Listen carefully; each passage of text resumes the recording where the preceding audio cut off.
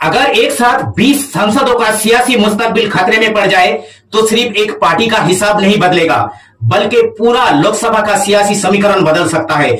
और अब ठीक यही मसला तृणमूल कांग्रेस के 20 बागी सांसदों को लेकर सामने आ गया है। मामला पहुंच चुका है सुप्रीम कोर्ट में और अदालत ने इन 20 बागी सांसदों को नोटिस जारी करके इससे जवाब तलब किया है। लेकिन सबसे बड़ा सवाल यह है, क्या अब इन 20 सांसदों की मेंबरशिप खत्म होने वाली है? क्या सुप्रीम कोर्ट खुद इनका सांसद पद खारिज कर देगा या फिर ये 20 सांसद अपने मौकिफ को कानून के सामने जायज साबित करके अपना सांसद पद बचा लेंगे?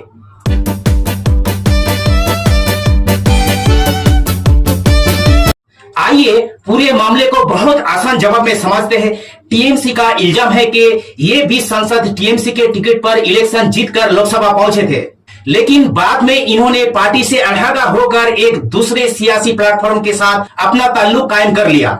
टीएमसी का कहना है कि ये दल बदल के दायरे में आता है और इनके खिलाफ एंटी डिफेक्शन लॉ के तहत कानूनी कार्रवाई होनी चाहिए। इसी मुद्दे को लेकर टीएमसी के जनरल सेक्रेटरी और लोकसभा में पार्टी के लीडर अभिषेक बंदोपाध्याय ने सुप्रीम कोर्ट का रुख किया।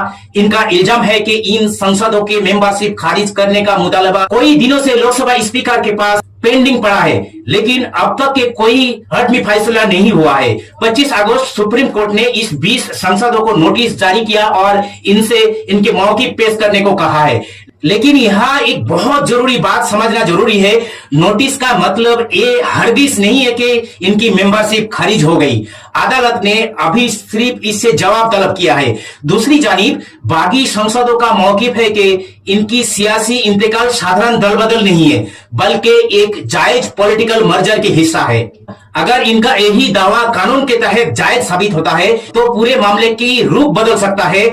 अब सबसे बड़ा सवाल, इन 20 सांसदों के मुस्तकबिल का फैसला आखिर कौन करेगा?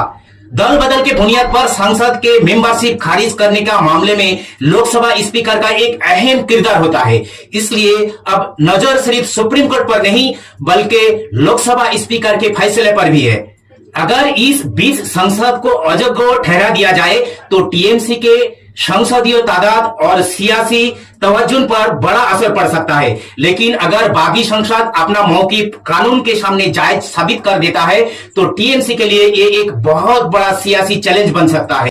इसलिए अभी ये कहना कि 20 सांसदों की मेंबरशिप खारिज हो गई है बिल्कुल दुरुस्त नहीं है। असल फैसला अभी बाकी है। अब देखना यह है कि इन 20 सांसदों की जवाब क्या होता है, स्पीकर क्या फैसला करता है और कानून के मुताबिक इनका सियासी मुस्तकबिल किधर जाता है। आपको क्या लगता है, इन 20 बागी सांसदों की मेंबरशिप खारिज होगी या ये अपना सांसद पद बचाने में कामयाब हो जाएंगे? अपना मौकिफ कमेंट में जरूर बताइए।